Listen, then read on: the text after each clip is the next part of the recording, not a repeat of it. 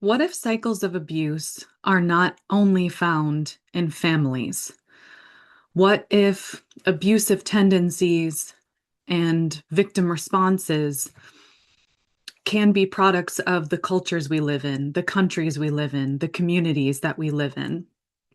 Hello, my name is Jenna, and I'm here today to talk to you about the ways that we play dead to survive and the lessons that came to me through a hognose snake that bit me on the finger, and a dear friend of mine who was brave enough to write her story of codependency and abuse. You don't want to miss this because you're not going to hear this anywhere else. And I have a strong feeling that there's some people who are going to be helped and healed by this today. So let me begin by talking about what I mean by these cycles of abuse, right? So a cycle of abuse can mean multiple things. It means that those who are in the abusive relationship, both the victim and the abuser, go through a cycle of their own, right? They go through a cycle of love bombing, right? The abuser is really affectionate, really warm, buys gifts, makes promises, but then it can turn. And maybe they'll be neglectful. They'll start lying. They'll start disappearing. They'll start cheating in some cases. There's a lot of betrayal. Then, when some of their behavior's called out, they'll become violent sometimes, defensive. They'll gaslight. They'll make the victim think that they're the problem for having a problem with the abusive behavior. And it goes round and round and round, right? The cycles of love bombing and gifts, of betrayal, of violence, and it just keeps going in a circle. But there's also the cycles of abuse that can get passed down in families, right? If there's children involved, well, they see that behavior, right? We talk about Ed Milet's concept of lessons being caught, not taught, right? We see that as we age, how we kind of become our parents and adopt some of the behaviors we subconsciously observed when we were kids. So kids observe these behaviors going on with their caregivers, and then they subconsciously absorb them and then live them out in their own way as they become adults and then continue to pass it down. So cycles of abuse get passed down because they're learned. They're passed on, just like we pass on everything. It might be easier to understand this concept within a family, but what if it's the case in the cultures that we live in? What if there are abusive messages sent through the stories that are told on TV and in the news, through the structures that are meant to protect us, structures like law enforcement, like the actual law, like the actual courtrooms, educational institutions? What if these structures that are supposed to work collaboratively with us, that are supposed to lead us, are actually a huge part of creating this cycle of abuse because they have their own hidden agendas? They have their own matters of betrayal. What about sexism, homophobia, racism, and the insidious role that that has played in our culture since the very beginning? It really bothers me when people talk about how the United States is so divided right now. When were we ever united? Do you see us as divided because now the privileged people are arguing? The United States was never a place of safety for all. So we're not really united if it doesn't include everyone, right? There's a whole bloody history of murder, genocide, segregation, sexism, women not even being allowed to own property and getting stuck in marriages that they didn't belong in because they weren't allowed to own anything on their own. We were never united because not everybody was ever included. So I have a hard time these days when people talk about how divided we are, because it's like, when were we united? We weren't. Now it's just that the privileged people are arguing, so we seem separate. This is a cycle of abuse. This country was born out of murder and enslavement. And that kind of cycle doesn't just go away. It gets passed down in one form or another. It gets passed down in the stories that we tell, both by how we live them out and what we actually say, just like in a family. A family tells stories to its children via how the parents behave, but also what they actually say. Our country does the same thing. Our culture does the same thing. And this is where the snake comes in.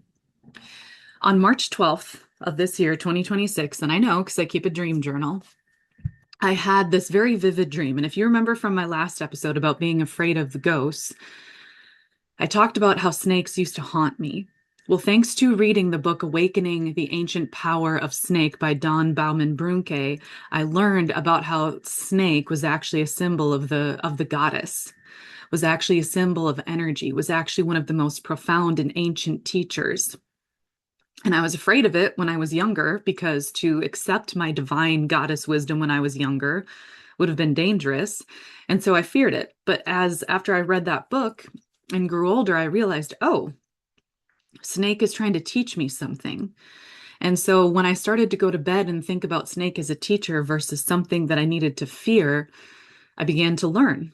It became not just nightmares of attack, but lessons.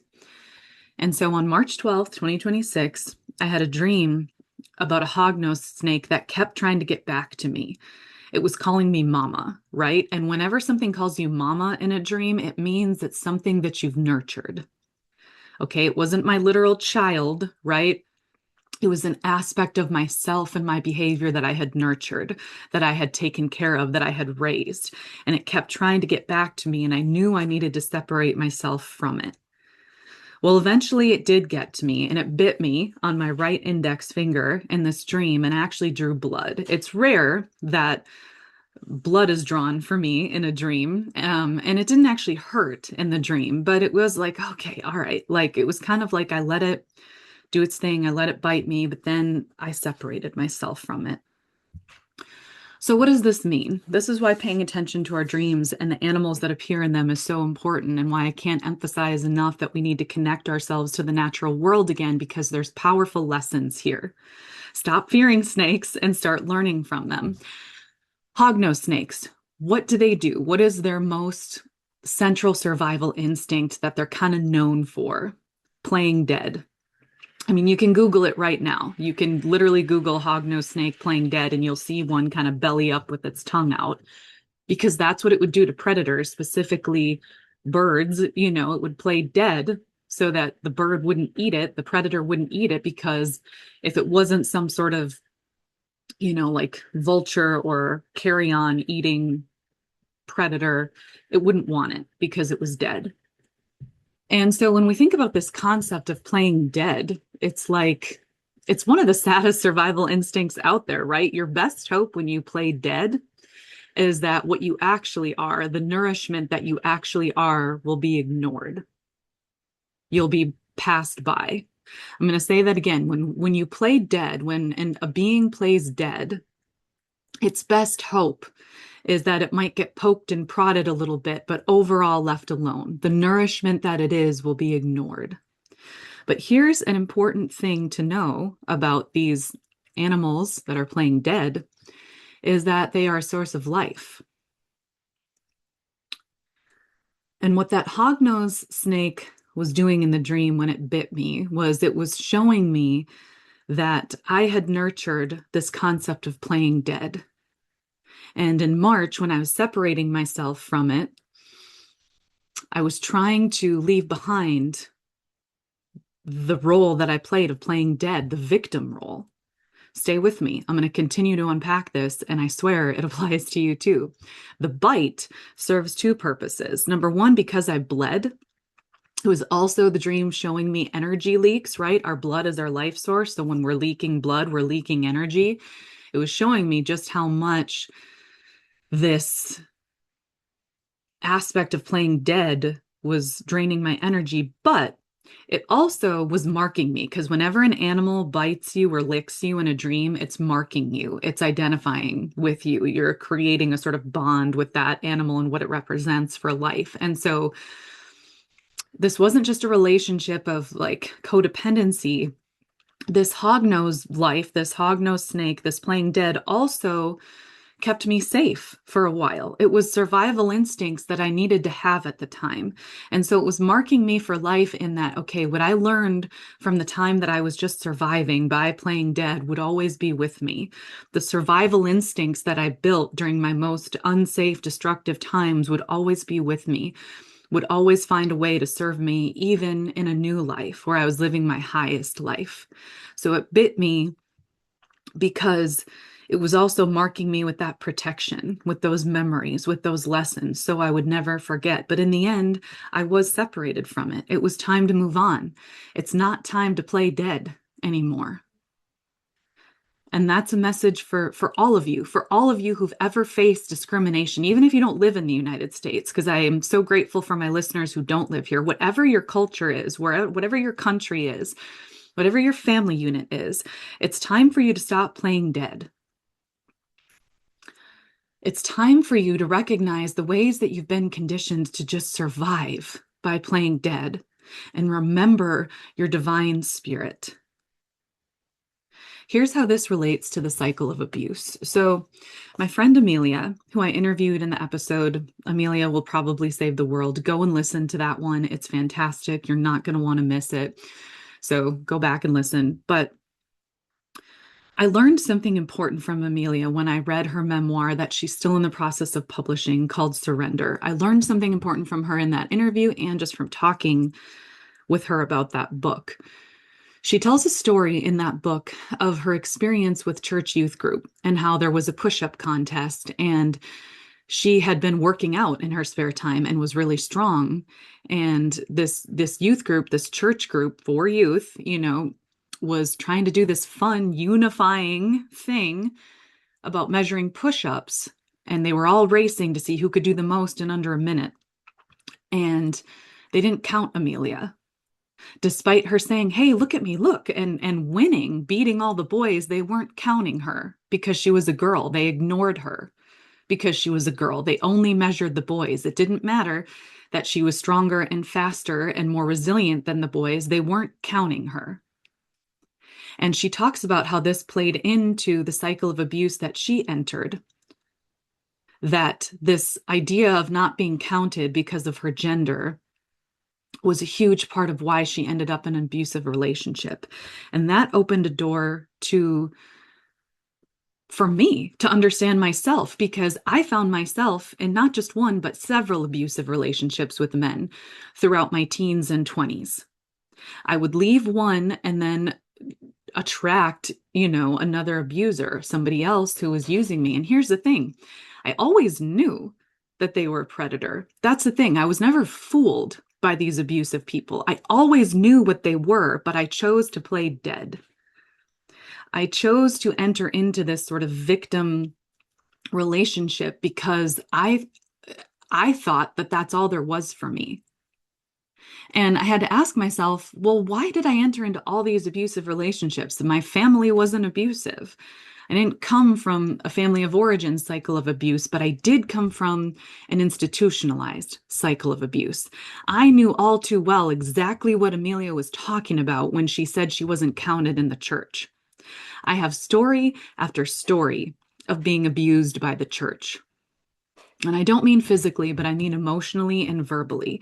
The church in itself is very shaming. It's a shame-based culture, especially if you're a woman. You're conditioned to believe that if you're outspoken, then you're too much, that you will never count as much as men. You can have an influence, right? It's like that bullshit thing from My Big Fat Greek Wedding. You can be the neck, turn the head of the house any way you want, but you're not really the head like the man. That's a very symbolic of Christian culture. And that's how I was raised, and that's how I went to college, and I was outcasted for suggesting otherwise. So the lesson and it's not just in the church, it was in the stories that I watched. Now, when I go back and watch some of my favorite stories from the 90s, including Buffy the Vampire Slayer, love Buffy, love a lot of the characters in that show. But as I watched it now as an adult, I'm like, holy shit, this is abusive. There's episode after episode of teen girls being targeted, potentially sacrificed or raped by demons. There's episode after episode of these toxic relationships, like between Buffy and Angel or Buffy and Spike, where it's abusive, it's controlling, it's obsessive. Well, lo and behold, Joss Whedon turns out to be a huge creep, the guy who created those stories. So, of course, but this is what I was raised on. I was in the culture of teen movies. Movies like She's All That and 10 Things I Hate About You, where there was this, kind of marginalized or like emo or outcasted type of woman who either changed her appearance or was softened by a man to become acceptable. And that's the premise of the whole movie. These stories, these cultural phenomenons impact the way that we see ourselves, and they perpetuate the cycles of abuse.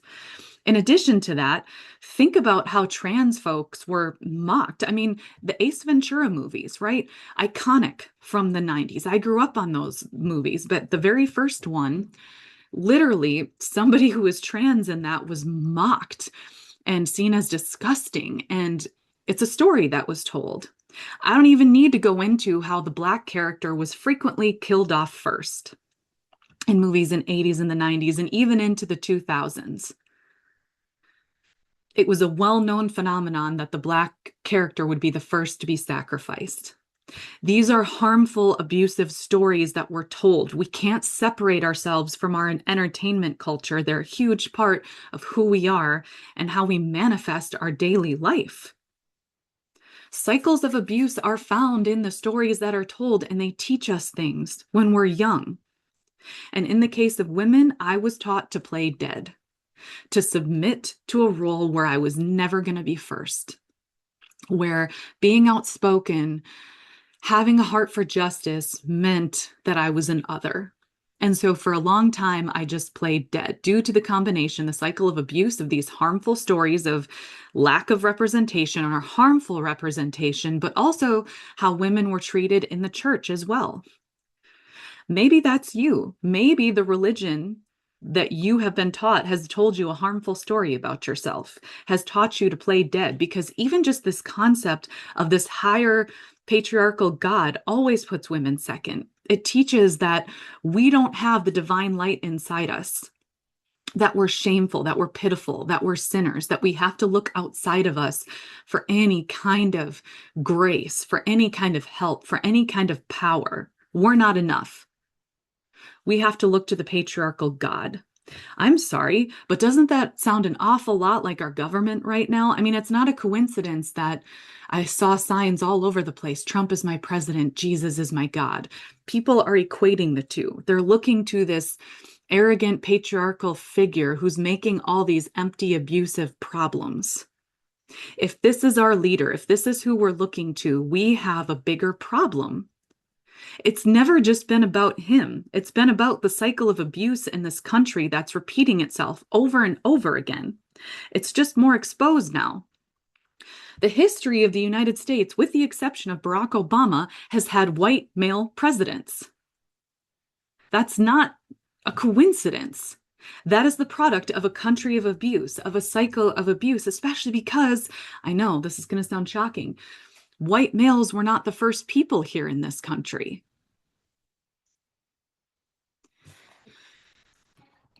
Cycles of abuse are not just found in the family, they're found in the culture, they're found in the stories we tell, they're found in the country. And the way that we heal this is by recognizing how we might have been a victim of it, but remembering that we don't have to be victims. We weren't born to be victims. We can take the lessons we've learned, the lessons that bit us and made us bleed and sucked our energy, and we can infuse them with our power. And that is what this book, Sheedettes Reflection, is all about. It was brought to my attention today by my guides as something that I needed to share with you again. So this is a book that I wrote in the fall of I guess I started in the spring of 2024 and continued and finished it about the winter of 2025. And you can find it on my website or on Amazon. But it's all about the cycle of abuse that my family experienced via my husband's ex-wife. And I'm going to just say this. When I experienced the evil that she was and saw how the evil that she was affecting my husband. I realized this is not unique to us. This narcissistic, insidious, sick, nearly inhuman behavior is not limited to us. It's a product of this country. And I'm talking about narcissism, not as it's used casually. I'm talking about the actual disease of narcissism. I'm talking about the people who are delusional, who have a view of themselves that doesn't match reality. And because of this distorted view of what they think they deserve, they commit act of harm after act of harm after act of harm, harm, harm, harm, harm, over and over again at whatever cost. This is not unique to one or more, but it's not a coincidence that there's so much domestic abuse tied to narcissism in this country. It's because it is a disease of this country that began when this land was stolen and people were enslaved because one group of people thought they were better, thought that grabbing power and independence at whatever cost was cool. We are a family. We are all connected. We are connected to everything that has happened on this land. We are connected to each other. This idea of separation isn't real. And so, for better or worse, we are in the cycles of how this country started. What my family has gone through with domestic abuse is not unique to our family. It has become the insidious disease of this country. It has become the epitome, the representation of leadership. Think about this. Our leader is abuse. That is the product of an abusive nation. That is the product of profit at whatever cost, of I raise myself up at whatever cost, and that creates people who think they have to play dead to survive. People who think that, people who once knew that they were strong, that they could make change, that they were divine, that they were powerful, people who knew that inherently were taught that if they had to speak about that, to live that it wasn't safe, that they wouldn't be accepted. And so they just submit. They also were taught that the structures that are supposed to protect them, like the court system, like law enforcement, they were taught that those were some of the structures actually doing the harm. Same with education. So when you look around and everything that's supposed to protect and support you is harming you, what other choice do you think you have but playing dead? What else can you do? Here's what we can do. We can look to new sources of protection. There are powerful people out there who have risen up despite. We can start learning about them, the examples they set, and we can tune in to our own creativity again. Our creativity is like a child. It is something that we nurture. Just like we nurture this idea that all we can ever be is a victim, we also can remember who we are, our divinity, and the powerful bodies that we have chosen to be in. So remember, I'm going to challenge you for a second. Remember that you chose your body. Your soul chose your body. And if someone is telling you that there's something wrong with your body, that is a lie so that they can profit off of you. Remember that you chose, your soul chose. And when you remember that, you can start to take hold of the challenges that convinced you that you were just meant to be a victim. You can use those lessons as you step back into your power. We can study the people who've risen despite. Marsha P. Johnson, her voice appears to me in dreams. She rose up. She found herself despite. Chani Nicholas, one of the reasons I look up to her so much is that she has created a business that both helps people but also respects the people who are a part of her business.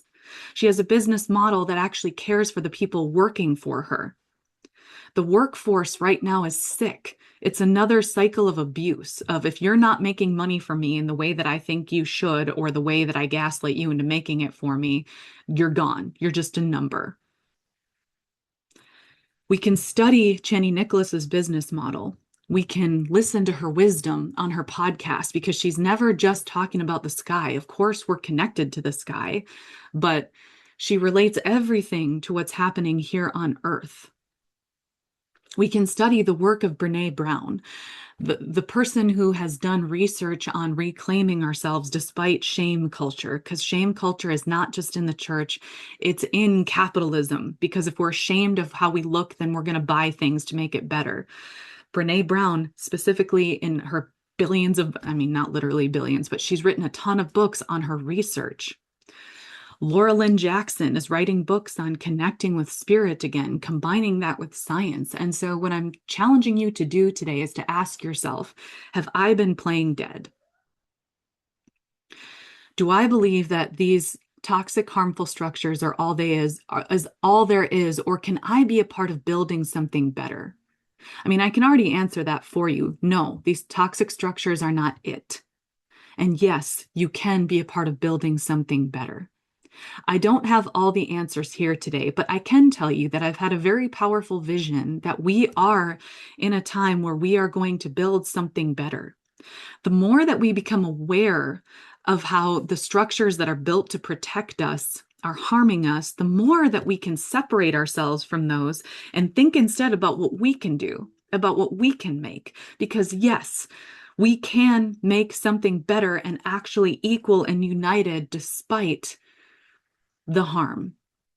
And the harm is crumbling. The harm is falling. That's why it's so exposed right now.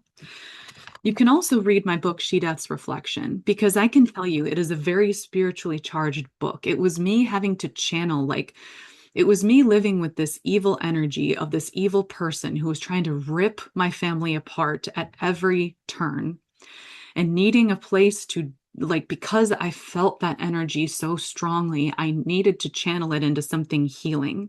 And then messages started to come to me about how this isn't just a cycle of abuse that we were living with. This is a cycle of abuse that infects the whole country. And then once I started seeing it as a collective problem that we could heal together, well, it made things better for me, and it will make things better for you once you read it. Because in this book, I tie the harm that was done to my family as the harm that was done to the indigenous people, as the harm that was done to the moon. All of these celestial, powerful, mystical forces that were suffocated, that were pushed aside in the name of profit, in the name of materialism, in the name of institutions. Institutions are not our gods. They can't be. They have their own hidden agendas. So I can't encourage you enough to read She Death's Reflection. I'll link my website link so you can, to study the people of our time who are rising up despite, people like Chani Nicholas, people like Laura Lynn Jackson, people who like Marsha P. Johnson and Audre Lorde, who've risen, their time is a little bit before ours, but they're excellent examples about rising despite. And we have things we can read about related to them. We have things we can learn. But the most important thing you can do today is to ask yourself, how have I been playing dead? What has convinced me that I'm not divine, that I'm not powerful? Because you already know. This is the thing. You know, you maybe just have been ignoring it. And how can you begin to step away from the harm and remember who you are and what you can create? The solution to our current problem is not the harmful structures. It's getting more creative. It's evolving in terms of how we can take care of each other. It's looking at all we've been handed and figuring out what we can make with it. So I guess the most important thing is to figure out, where are you playing dead? What can you step away from? And what do you know that you can make right now? Because you don't have to be the president to make change.